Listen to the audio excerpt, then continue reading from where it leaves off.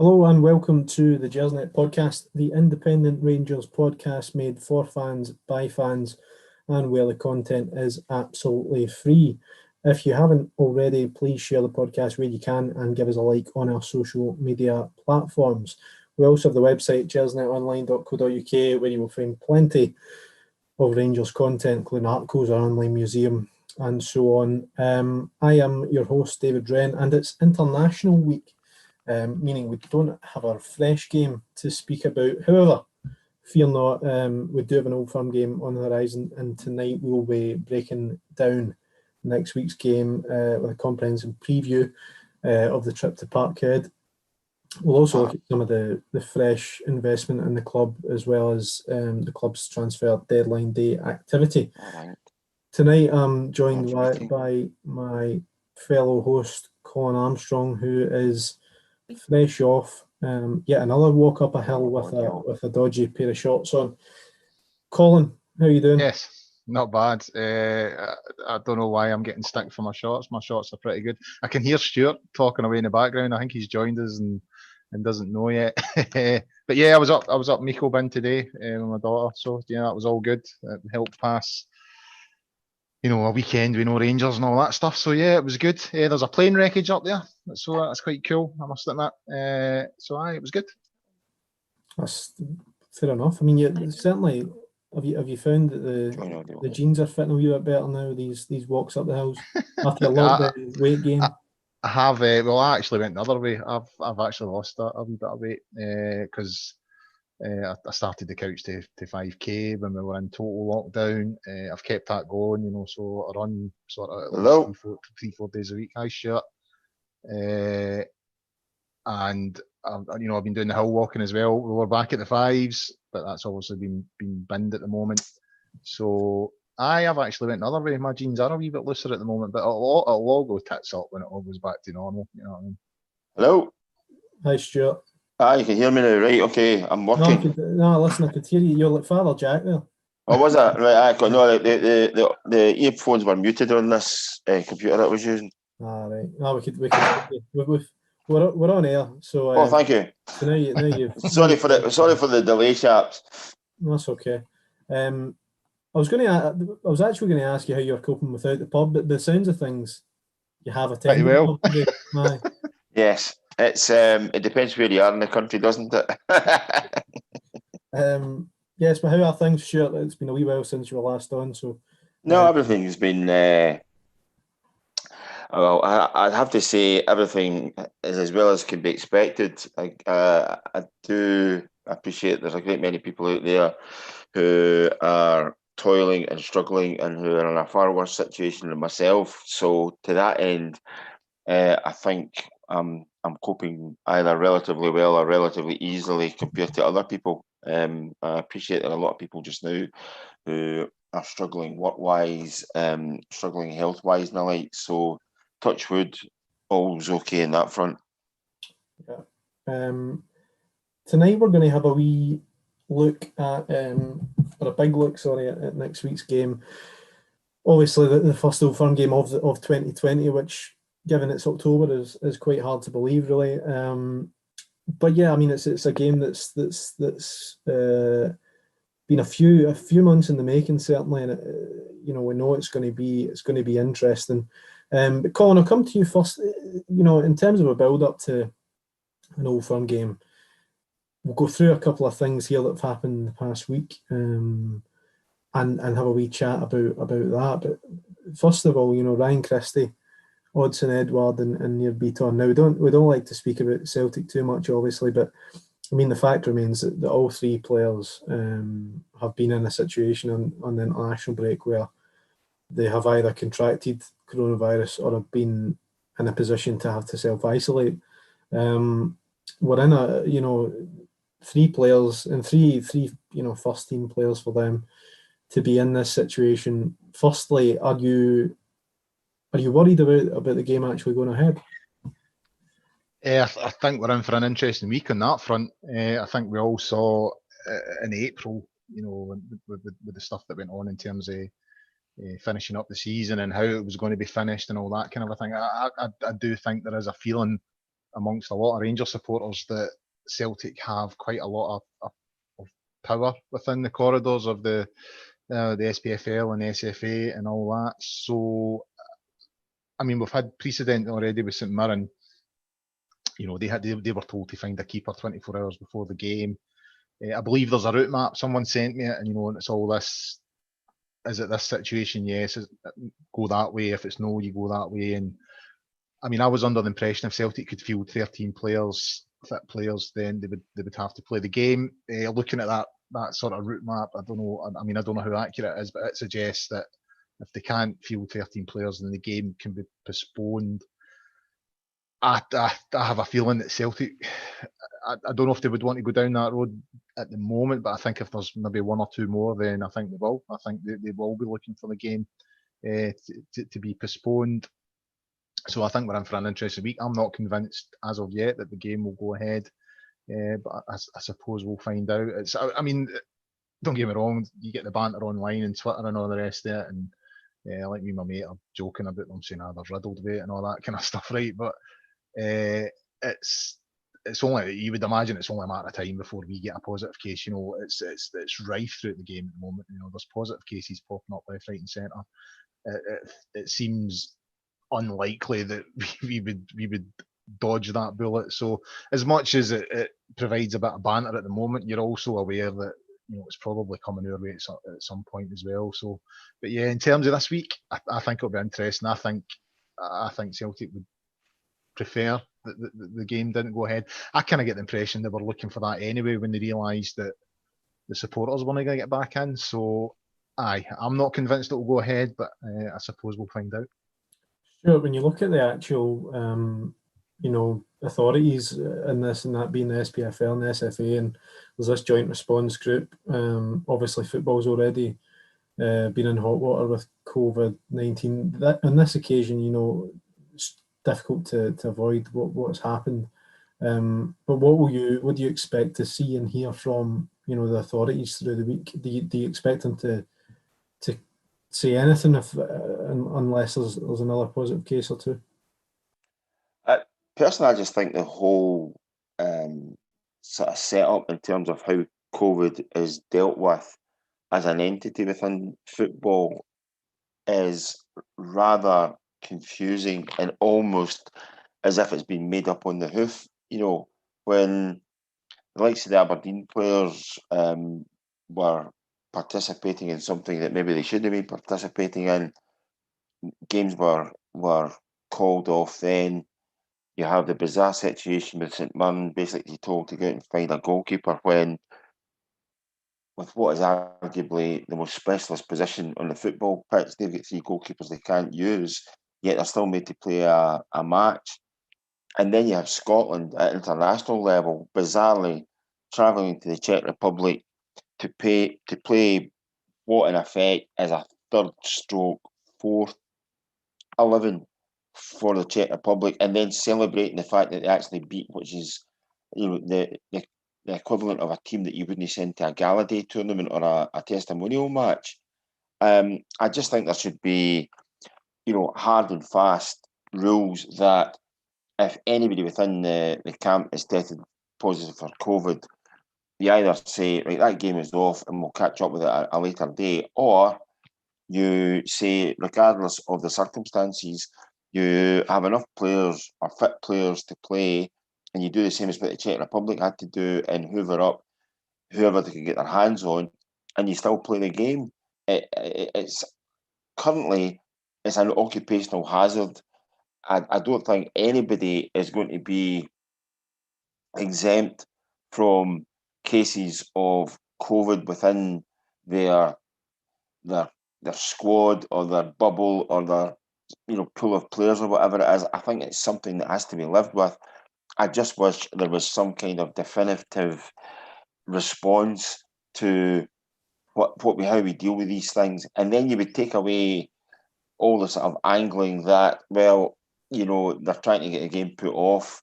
You would either know for a definite the game was off or it was on and you had to participate in the game.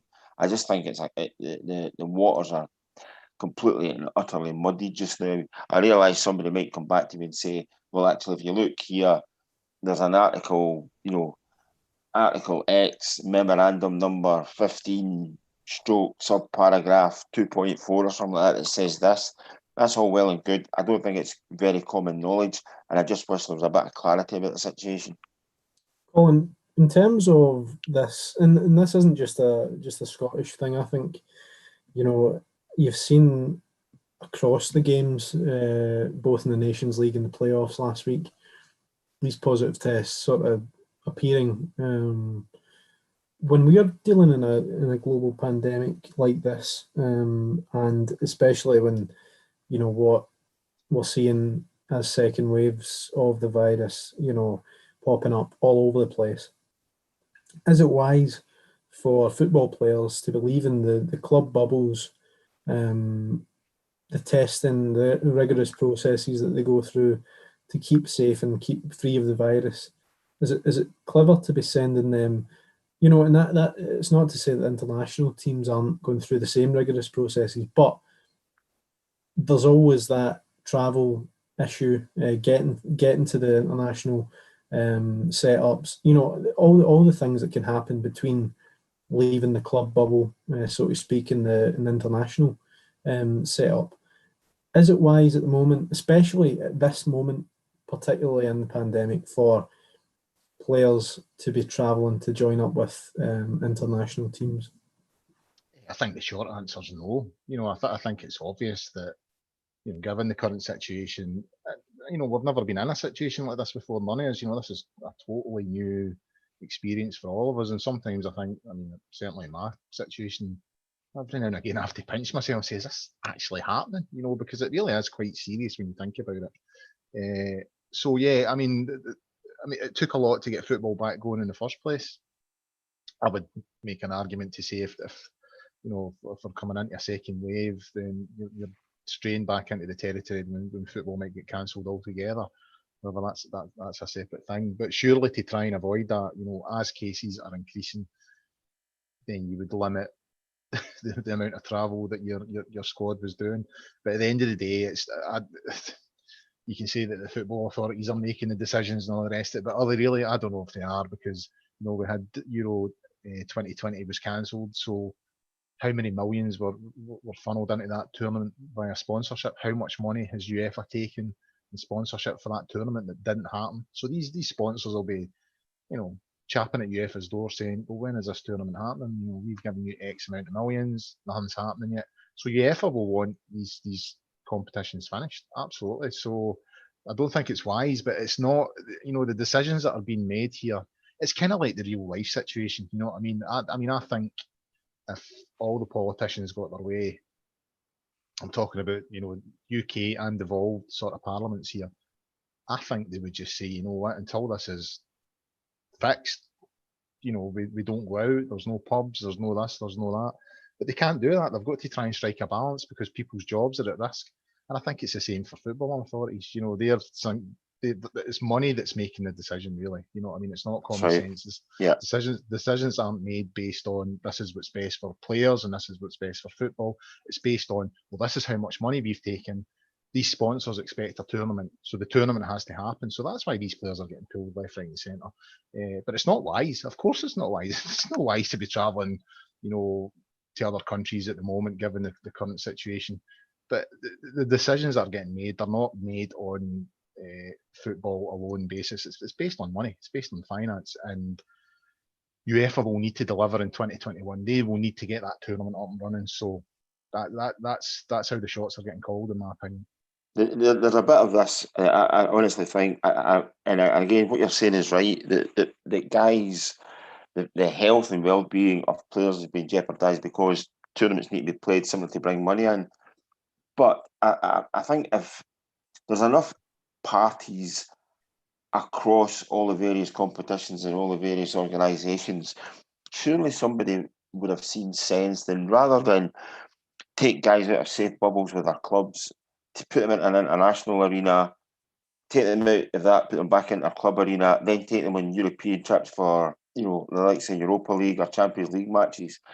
Would it not been a wiser decision to have these guys playing a series of matches domestically then having a month of international football if you really needed that, and then having a month of European matches where these guys could have been isolated in particular, bubbles with different air corridors and all these kind of things, rather than opening up all the sort of portals that they could be going to in terms of airports or aircraft or mixing with different people from different countries. If you took it as almost like a block booking for these things, personally, I think that would have been a better solution to what we've got just now. Because whilst we're working to these rules or these regulations or these guidelines, it's a case of there but for the grace of God. This week, Celtic have got players that they can't utilise. That could apply to any club in any country. Yeah, I mean, it's going to be an interesting week, as Colin said at the top of the show there. I think we're still going to hear more about this. And, it'll be interesting to see what the reaction is and what decisions are made. I'll stay with you on this one, Stuart, but we'll preview the game, in the hope. I do think we're in a situation where at the moment the game will go ahead. So when we look at the two teams, the starts they've had to the season, it's going to be an interesting game, certainly. What state do you see the teams in at the moment, and who do you think, now the transfer window's closed, who do you think has strengthened the most, and who's the strongest squad? I think where the clubs are just now is that both of them have kind of stuttered ever so slightly. The Rangers remain unbeaten. They've drawn a couple of matches. I think the first game that they drew against Livingston was early enough in the season for you to be able to make some excuses. I think when they drew the second game against Hibs, there were fewer excuses and more criticisms of how they managed to throw away 2 points in that game. I think where they're at is that Rangers have had some useful additions that have come in and been utilised almost immediately into their squad. So I think from that end, even though there's new signings, I don't think there's going to be too many new faces in and around this Old Firm game. So to that end, I think we know what we're going to get from the two teams as it stands just now. Who's made the best signings? You'll probably know that later on this weekend. You'll be able to pass judgment on that. On paper, I think that probably and possibly Rangers might be happier with one or two of the signings that they've made, and also the fact that one or two of the people that they've actually managed to hold on to. If you look at Kent, if you look at Morelos, I mean that's been an ongoing saga, so to speak. Out of the two, I would have to say I'm actually more surprised that Kent has stayed rather than Morelos going, because I honestly thought that if Leeds really wanted to push it, they would have the spending power to take him away. I think that he stayed at Ibrox says a lot for maybe him as a player, or maybe Rangers be able to reject that kind of offer just now and actually building something for this season and for the future. So all in all, I would say that Rangers are probably happier, but the biggest test for both of these sides is going to come on Saturday, hopefully, if that we get the game played. But I think that'll be the real marker of where they're at. So far, they've looked sort of good and competent, and equally they've also looked lost at times in equal measures. I think this will be the real tester, because ultimately, if one finishes ahead of the other, you're probably guaranteeing that that's who the champions will be. So I think Saturday's get so many pointers to it. It's going to be interesting to see what the outcome is. Colin, when you look at our away form this season, the Livingston game is a blip. We beat Aberdeen, but then the Hibs game was when the chips were really down for us, and we played well in the game, but couldn't quite get the result. Do you think that away form's a concern going into this weekend's game, or have the past, few results and coming fresh off the back of them, are we at a different stage even from the Hibs game? I think if Rangers play to their top form, then we're in with a real chance.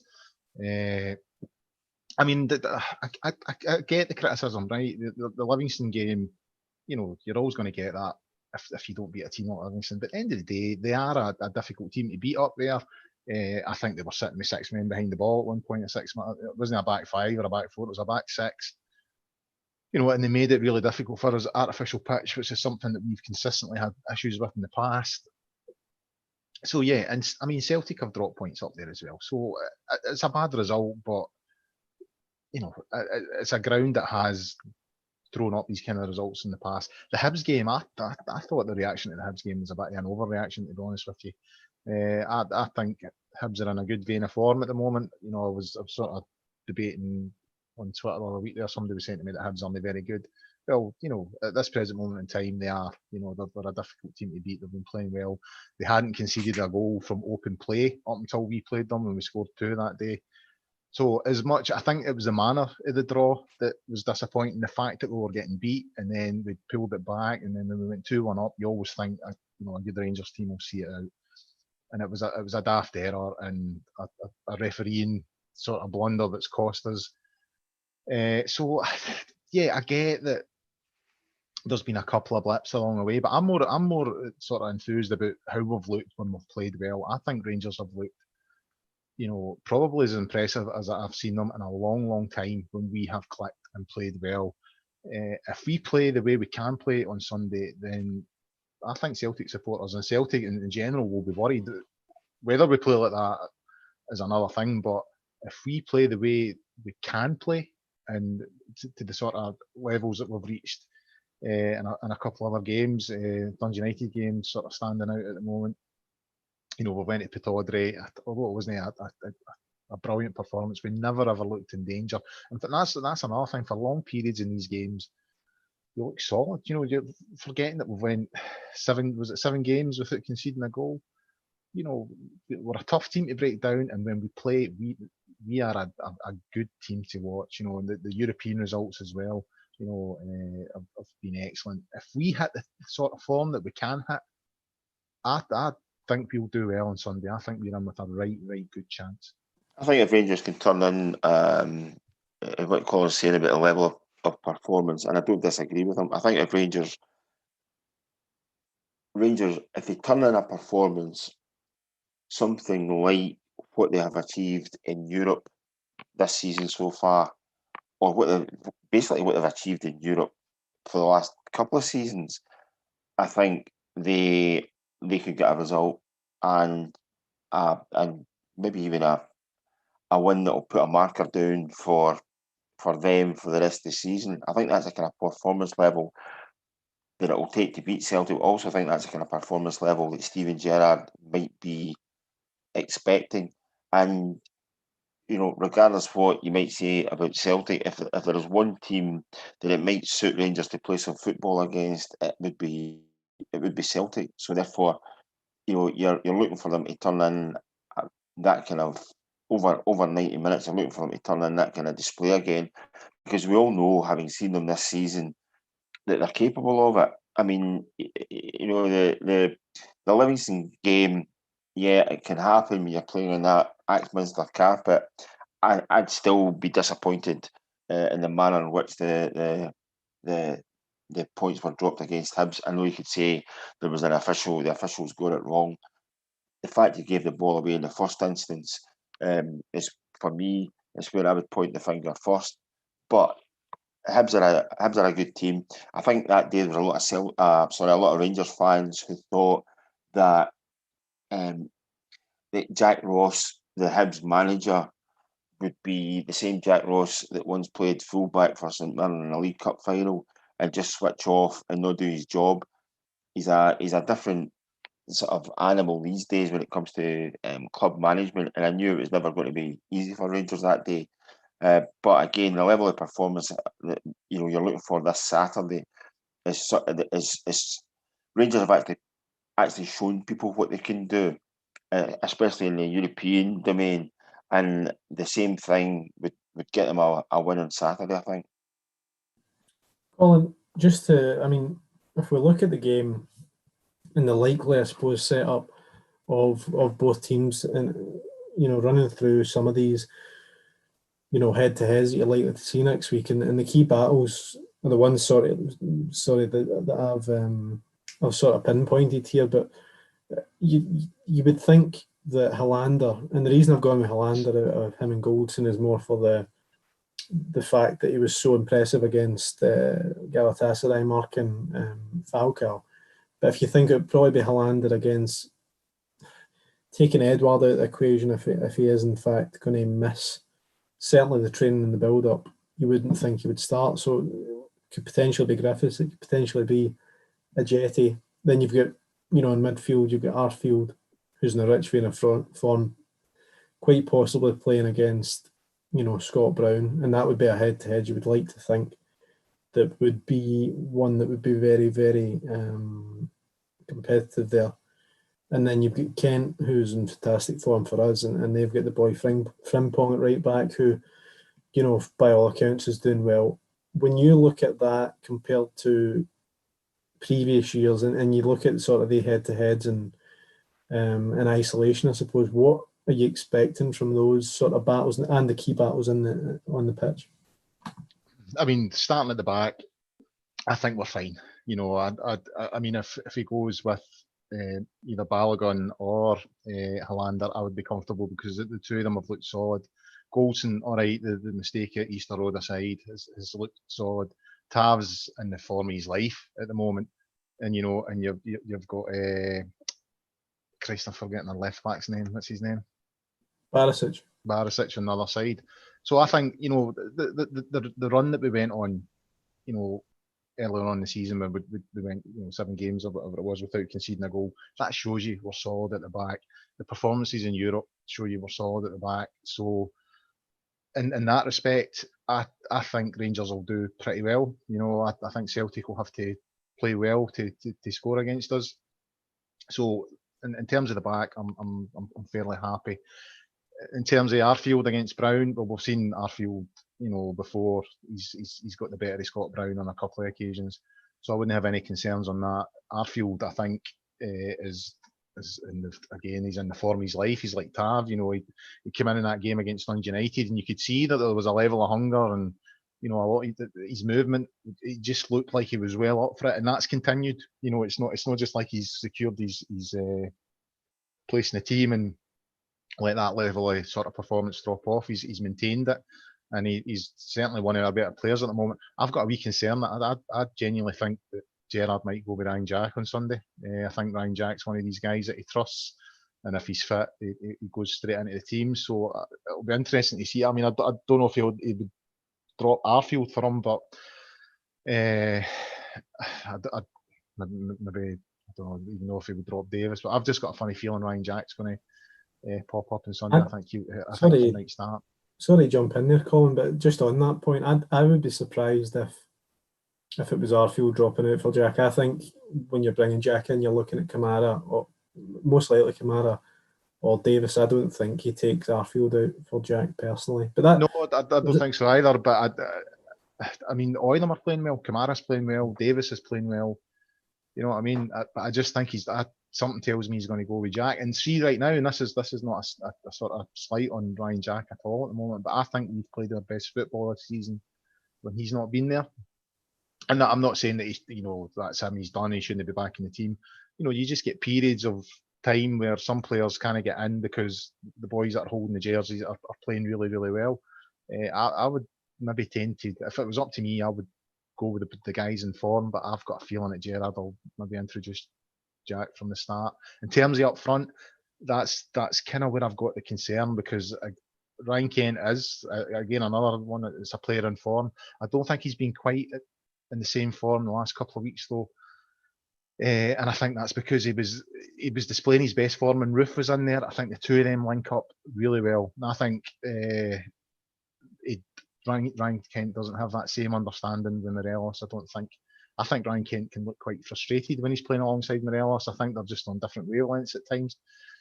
And I think Morelos is maybe a wee bit more, I don't want to say greedy, but he's a wee bit more direct, whereas I think Roof is more of in terms of his decision making, he'll take the simple option all the time.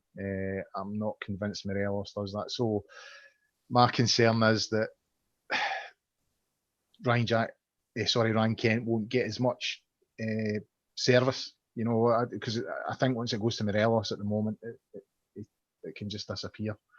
I don't think he's in the best form of his life. I think he's giving the ball away a lot.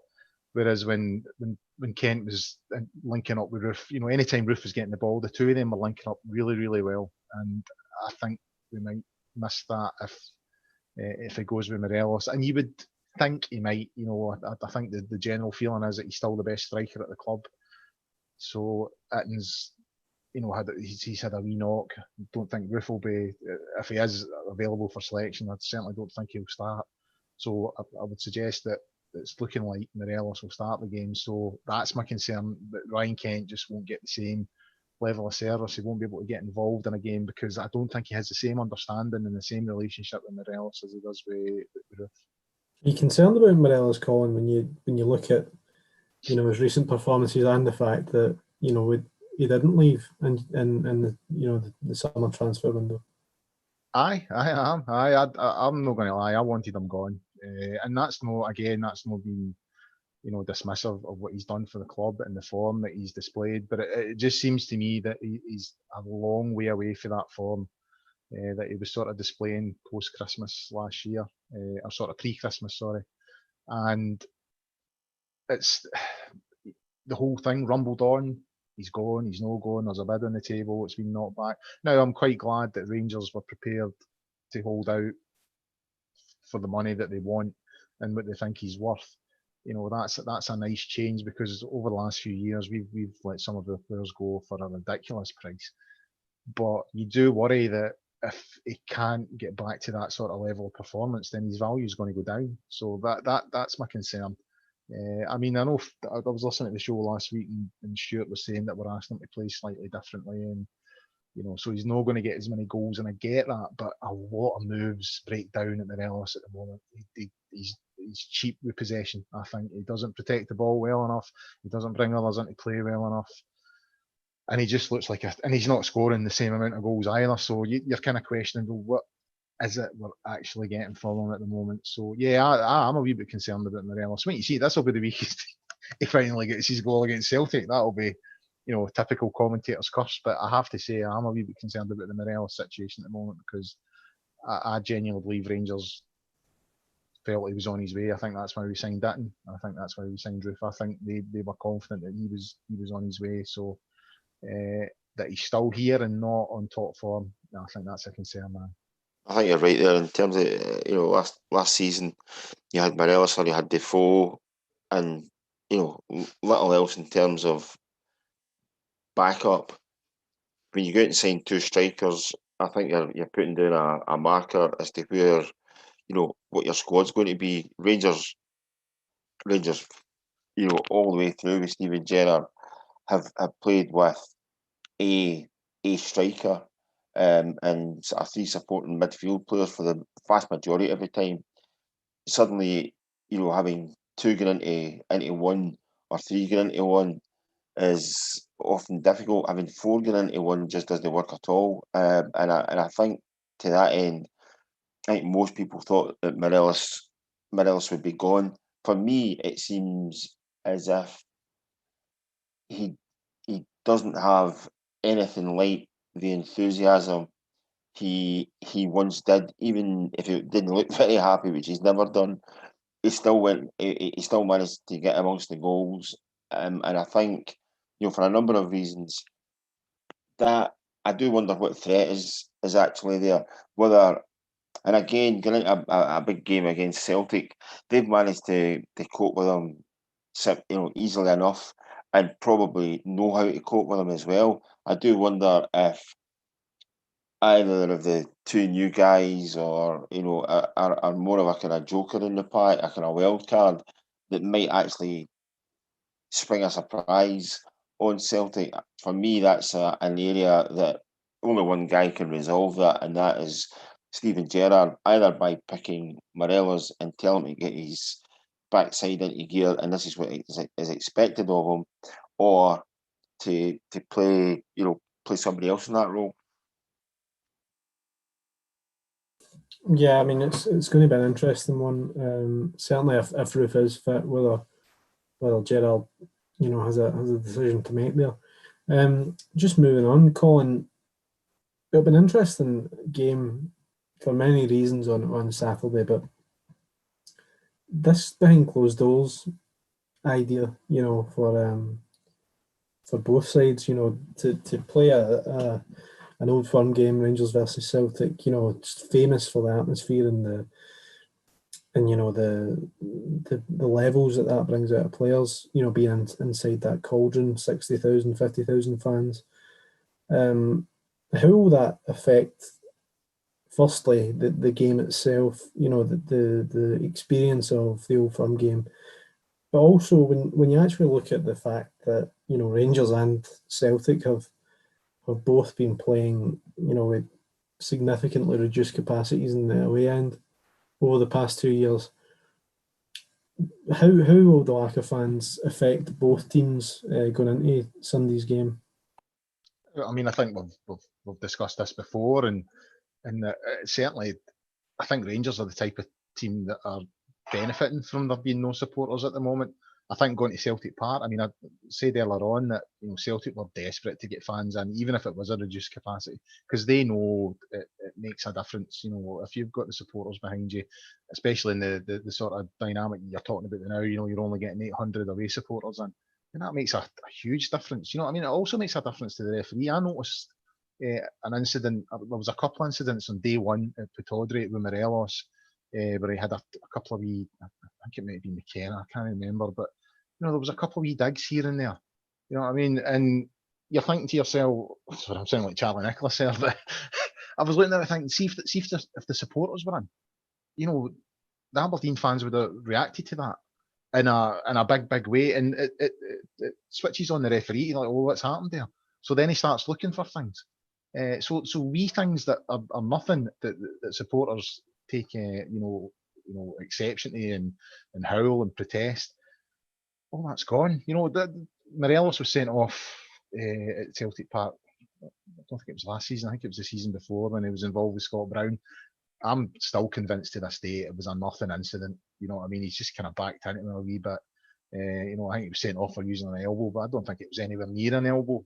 But that whole North Stand, the minute Morelos reacted to Scott Brown sort of provoking him, that whole North Stand's up, shouting for action. And the referee, takes the bait and sends him off. You're not going to have that on Sunday. And I think that's a benefit for Rangers. I think, no home supporters there is a huge benefit for Rangers because there's no, it is intimidating. Even if you're professional, going to big grounds where 95% of the supporters in there are against you, of course it's intimidating. That's why a lot of clubs, well, all clubs, when they go to these grounds, the first thing that the manager's saying, right, keep it tight for the first 15, 20 minutes and get the quiet first, get them subdued, get them calmed down, and then get them turning on their own players. Get them start turning on their players, and that's the first battle to win. So there'll be none of that on Sunday. None of that. It's just a football park like any other football park. I believe Celtic Park's the same dynamics in terms of the pitch as ours. No supporters. I think it's wide open for us. I think I'm not saying we're going to turn up there and turn them over, but we've got a chance. We've got a really good chance because we've done it with the supporters there. We've done it in December with the supporters there. No supporters there makes a huge difference in my opinion. You know what I mean? It takes a lot of the nerves out of it, and the players can just focus on their own performance. Stuart, as a man that's I'm sure covered many of these games in your time, the lack of fans will make it a strange spectacle, especially considering what we've been used to over the past 100 odd years. I years and years ago, when you had to go and cover, or I had to go and cover reserve games for the Evening Times, whether to see somebody who's coming back from injury, or whether somebody could actually be booked so he would serve a suspension to then go and have an operation so he would be back for a more important part of the season. And there were no spectators, no fans in for these games. I often found that referees were almost consistent and almost believable with some of their decision making because they were concentrating more on the game. And the point that Colin makes is right, and it's going to be interesting to see just how the officials deal with the fact that they will be under scrutiny and have no influences of people basically telling them how good, bad, or indifferent they are. I think what we've noticed as well, not just in Scotland, but across the leagues across Europe and in European competition as well, is that there are some teams that are better suited to playing their game. I mean, and I do think that, like the last game that Rangers played against Ross County, I could have seen that last season at this time being a game that Rangers didn't take anything from other than maybe a point, because there is a kind of fear factor in terms of, when the pressure starts to mount, you end up in a situation where the players react in a different way, and they almost become fearful to try things, and maybe they rush things, whereas they're able to go about their game plan at their own pace and persist in putting pressure on teams and persist with trying to break down teams in a certain way, and so far it's worked. So I think to that end, it might even be helpful for Rangers to be playing without fans. That will never last, but hopefully this is a lesson for them to take on board, that if they play their own game, they can still win matches without having to listen to the crowd tell them what to do. Yeah, indeed. We'll move on now, but before we do, Colin, I'm going to ask you, I'm going to put you on the spot here. Oh, Christ. And I'm going to ask you for a score prediction for Score Sunday. prediction? Oh, I'm terrible at score predictions. I think if Rangers play the way that they can play, and I think there's a good possibility that they'll be allowed to do that, because Rangers play their best football, in my opinion, against teams that open up. You know what I mean? And I think Celtic at home, even though there's no fans, Celtic will want to make a statement and try and win the game. So I can't see Celtic sitting with a sort of a 5 or 6 man defence. I think they'll want to come at us. Neil Lennon always kind of sets his team up to have a go at us. So I think that suits us. I think we're a better team when there's pockets of space to sort of get in behind. But I think they traditionally struggle when we're playing against teams that tend to sit in. So if we play the way we can play, if we play the same sort of form that we displayed over in Holland and against Galatasaray, then I think Rangers will win on Sunday. And I'll go for 2-0. 2-0. That was a long way to a shortcut there, but it's the kind of. Well, I'm showing my workings. At school with your homework, you always got extra marks for showing your workings. Indeed. No. So I'm going to go for 2-1 Rangers. 2-1. And that's that. I've got nothing else to add really. That's all I'm giving you. I don't know. Sure. Is he going to give his workings, or is he just going to give us a score prediction? I don't know. No, I'll give you the workings without giving you an answer. That's no use. No. Listen. What I will say is that in the last, during Steven Gerrard's time as Rangers manager, I don't think that Rangers have had a better opportunity to beat Celtic, whether that's in front of a full house at Ibrox or at Celtic Park or wherever, or whatever the circumstances. I think this is Rangers' best chance, and I know I was kind of maybe critical of their performance against Hibs, but since then they have beaten Willem II and they've beaten Galatasaray, and they've hammered Motherwell.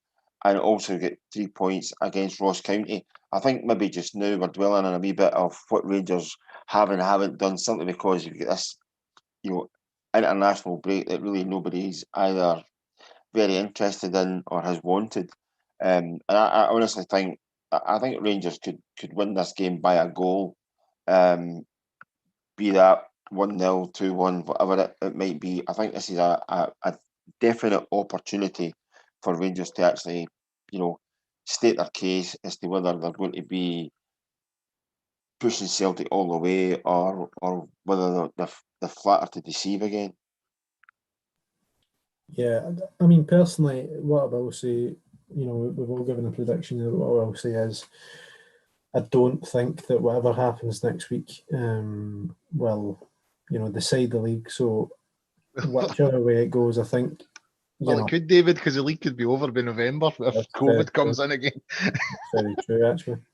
Because God knows what it'll take. To be fair, to just let them, give the league to whoever. So what, we're playing for a draw on Sunday then, or Saturday, sorry, because I think that'll keep us top of the league, and then if they do call it off, we'll have a case, Roy, to have it all over. To get it handed to us, Anyway, we'll move on to a couple of other things that have happened this week. But there was quite a lot of excitement on Monday with the deadline day, especially having beat Galatasaray a week past on Thursday.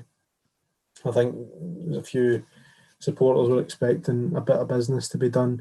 Colin, we were made to wait until pretty late on Monday night for the news that Bongani Zonga had come in on loan from Amiens.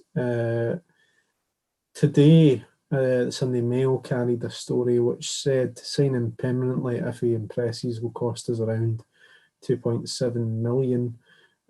He's been one that's been linked with us for a wee while.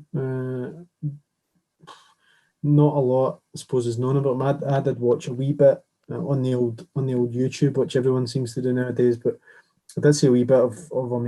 He looks decent. He looks like maybe something that we lack in that midfield.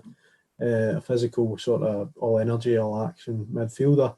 But was it the business you were expecting us to do? Did you expect more or less? Did you expect anyone to come in? And were you pleased to see this guy come in? Well, I think Gerrard had went on record saying that he wanted a midfielder in. So I think after the Galatasaray result, I wasn't too surprised. I must admit, I'm still a wee bit surprised that Morelos didn't go. Given the current financial situation, and not just for Rangers, for all clubs. No fans getting in and all that kind of thing. I did think that Rangers would want to get Morelos off the books, but it would appear that they're fairly confident that they can see this period out, or they would have let Morelos go for, because they held to their, they held their guns in terms of the price. They wouldn't budge on it, so I was a wee bit surprised at that, but I wasn't surprised to see someone coming in after the Galatasaray result. It seemed to me that Gerrard had been pushing for a while that he wanted another midfielder in, and that's what he's got. So, and there's obviously the talk about maybe another one coming in as well, which is a bit of a surprise, but I'm sure we'll come on to that. Yeah, Stuart, I'll come to you on this one. As a man that's probably been involved in a lot of these transfer exclusives on the back pages of the Nationals, but this latest one sees a very easy, a very straightforward link there with Jack Wilshere having been released, and been given, I think, a couple of million to leave West Ham, have his contract cancelled. He's now available, but obviously, there's a history of injuries there, and it seemed to be just Twitter, social media chatter. But PA ran a story tail end of last week that said there was no contact as of yet, but Jack Wilshere was interested in coming to Rangers. What do you think of that, and is it realistic?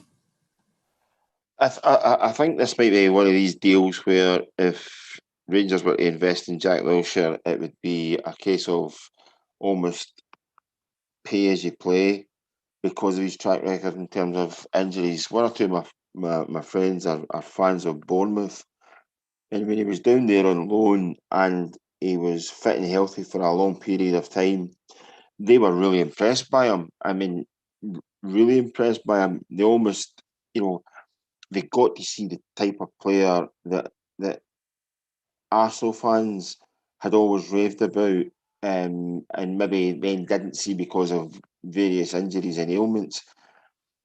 It would still be a hell of an investment, even though the Rangers could pick him up as a free agent. It would still be a hell of a investment in terms of what he's probably looking to make out of it.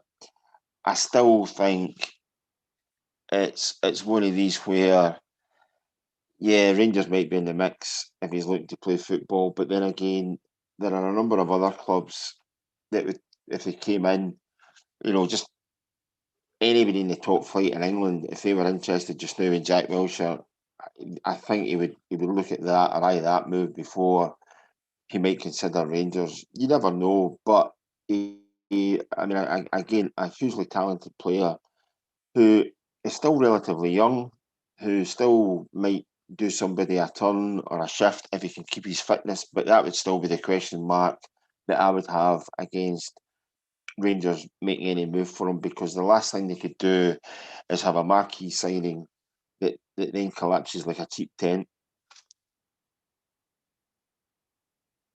Yeah, Colin, does this sort of transfer talk about a player like Wilshere that would be probably a hefty financial outlay for us, does it fill you with hope or dread? A bit of both, really. You know what I mean? It's kind of like what Stuart says. You look at what he was doing for Arsenal and all the rest of it, and you think, well, if we could get even a percentage of that, considering the drop in standard coming up to the SPFL, then we're getting a player. But you're also worried that it comes up and injuries kick in, and you just never see him. So it's a bit of both. Someone on Twitter provided some good stats. They're kind of similar to when we signed Paul Gascoigne. The amount of games that he played at this stage of his career, and the amount of times he had, the period that he'd been out injured and all that kind of a thing. So we took a big gamble on Gascoigne. And I think he cost us about $4 million at the time. I can remember being absolutely against signing Gascoigne at the time for that reason. I just thought he was a liability when it came to injuries, and so I was wrong there. So you never know. The sort of thing that Stuart was talking about there in terms of the pay as you play, I'm not sure that, given the way deals are structured now, and given that the agents are so heavily involved. I mean, I can remember when Trevor Francis signed for Rangers. I was at his debut against Dunfermline, and he'd came up and he was a pal of Graham Souness's, and he'd sort of struck this deal up that I only get paid if I play. I don't think there'd be many agents prepared to go down that route for their clients these days. So I think it would be more if Rangers were going to try and sign him, I think it would be more a cut price deal initially in terms of salary, improve your fitness. We'll take you to the end of the season, we'll pay you this nominal amount every week, and then if you prove your fitness, there's a permanent deal on improved terms waiting for you at the end of it. So there's that incentive for him to try and stay fit and and to get in the team. So we'll see. But I mean, clearly was at Arsenal, as I said, if he was to come, it could just be the difference. Even if you got 50-60% of the sort of standard he was playing at Arsenal, then up here he would do a bit of damage. But you're always worried, and it always feels like a very Rangers thing, signing big name players, and then the one I always remember is all Lucas Netzhoff. Archie McPherson described him as the best centre half he'd ever seen in his life. And I was at his debut as well. He played, we beat St Mirren 5-0 at Ibrox. I was at that debut, and then the following week at St Johnstone, there was no one near him. Absolutely no one near him. He went down in a heap, and I think we've seen him about twice in the next 3 years after that. So it does feel very Rangers that we sign players and then we don't see them, and we pay them a lot of money not to see them. Because Netzhoff immediately springs to mind. Daniel Prodan immediately springs to mind.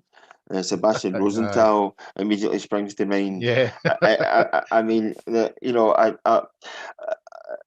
I would never cast aspersions against anybody that did the medical, but there was a bit of one or two of the signings that Rangers made. You thought it was one of those wee wee games that the kids have got, operation, where you had to remove different body parts and a buzzer would go off if you failed.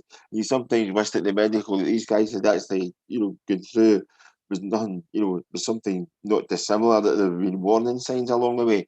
When you're saying that about Gascoigne and Wilshire, there's actually, not just in terms of their stats, there's actually comparisons between the two of them. I don't think Wilshire's quite the dribbler that Gascoigne was, but they are driving players, and I think Wilshire's the kind of guy that can actually, at full fitness, is the kind of guy that can run at people and bust past people, and has got enough speed and pace to take himself away from people, which Gascoigne did regularly whilst he was at Ibrox. I think it's a case of watching this space. I'm pretty sure that Steven Gerrard would know the value of adding something like that to his squad. But then again, why would you go out and sign another midfielder on deadline day? A guy you've been sort of eyeing up since about, I think the first time he was mentioned was the end of June or something like that, middle of June. You get that signing over the line. Do you still need another midfielder? I'm not so sure, but again, it's all down to what kind of deal might be constructed around a possible signing. Yeah, just finally, Colin, before we finish up for the evening, but Rangers announced, it was announced in the media through the week that Stuart Gibson, businessman based in the Far East, invested a further £4 million into the club through an £8 million share issue. So he now controls 8.27% of the club. And also George Taylor, Douglas Park and George Leatham ploughed some more cash into Rangers. Firstly, Stuart Gibson, good to have him, investing further into the club, especially during these times. But also, George Taylor, Douglas Park and George Leatham, how important, will they be when we look back in the context of the past 5 years and helping the club through what's been such a devastating time? Well, when it comes to the investment from Stuart Gibson, I think any investment is welcome at this particular moment in time. I mean, at any time it's welcome. You always look to get money into the club, I suppose, but especially as you pointed out at this point in history where revenues will be down because we're not getting fans in, we're not getting hospitality. It's a difficult time for all clubs, so it's good that there's someone out there prepared to still invest in the club and put money in. With regards to Douglas Park and Leatham and Taylor and all these guys, well, you only have to look at where Rangers were before these guys really sort of got a hold of the club. You know what I mean? And it's plenty of supporters with Rangers laughed at Rangers at that period, and you could say it's banter and all the rest of it, but there's a lesson in there. A club's only as good as its owners. If you get the wrong people in, then it can become very horrible very quickly. You know what I mean? And you can find yourself looking, supporters looking at their club thinking, what's going on? And we're not the only ones to suffer from it. We're probably the most severe case in the last sort of 8 to 10 years with Craig White and all that kind of stuff, right? But there are all examples out there. I mean, Man United are not in great shape, in my opinion, with their ownership. Was it Cardiff? The guy came in and changed the colour of the kit, and the boy at Hull changed their name and all that kind of stuff. It's, especially when it's foreign investment, and I don't want to sound all Brexity, but when it's people that come in to a football club and they don't understand what the club means to the community, what it means to the supporters, and they just see it as some sort of franchise that they can do whatever they want with it, then very quickly supporters can find their club being, almost unrecognisable. So to have people that who are Rangers men and all that kind of stuff, I mean, it's my biggest fear that we start going down the route that down the roads going where it's all sort of foreign investment, Qatar and your Arabs and Americans and all that kind of stuff. Everybody thinks it's great, but I think it takes the club away from its core support and from its core sort of community. So I would always want to see a Rangers man, or Rangers men pulling the strings at Ibrox. And these guys, I mean, they've taken a fair bit of stick as well, and they've not got everything right, and that's fair enough. You know, you just have to sort of roll with the punches on that. But I certainly feel the club's in safer hands now than it has been previously, and I think history will look kindly on them. I think.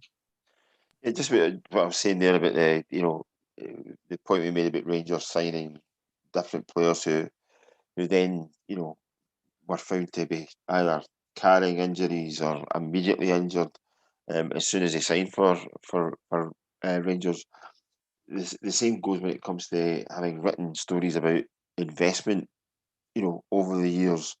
I think the probably the most famous one was Joe Lewis all those years ago, when it was 40%. He bought 40% stake in Rangers, and then you found out no, he hadn't bought 40% of Rangers. He bought something like 50% of the 40% that Rangers had put up for sale. And I think at that point in time he maybe thought he'd been had ever so slightly. So again, there's always been an element of headlines around these stories rather than breaking it down the detail. I think, however, currently in the way football is these days, any kind of investment has to be good, and even the figures that have been banded about, whether it's 5 million or whether it's 8 million or whatever it might be, I think the fact that that's almost like fresh money that's coming in to Rangers has to be welcomed. Equally, the guys that are already there, they've helped see Rangers through a pretty turbulent time where they had to get rid of certain individuals, or the club was trying to get rid of certain individuals, from a previous regime, and also stabilise the club whilst having battles in terms of various other business transactions that had taken place. So I think, when the history of the last kind of decades written about Rangers, I think the current guys like Douglas Park, history should judge them favourably, simply because they did actually stand up and were counted and did invest in the club, and gave them a basis and a structure that they can build upon, as opposed to some of the fly-by-nights that had come previously. Yeah. I think that's just about all we've got time for tonight. Thank you to Colin and Stewart for their company. Father Jack, as I prefer now to be known. Yes. Can you hear me? I mean, if you enjoy what we're doing here, please subscribe to the podcast or like us on social media. Previous episodes and tonight's show will all be available to listen to on the usual platforms from Monday: Spotify, iTunes, Stitcher, Castbox, etc. You can't go to the pub in some places at the moment. You can't do a lot of things, but hopefully we can give you some form of consistency and constant, as long as Rangers are playing and doing well. Hope you enjoy next week's Old Firm game as much as you can from the comfort of your own home. Hopefully a positive result to talk about next Sunday. But until then, thank you for joining us, and good night.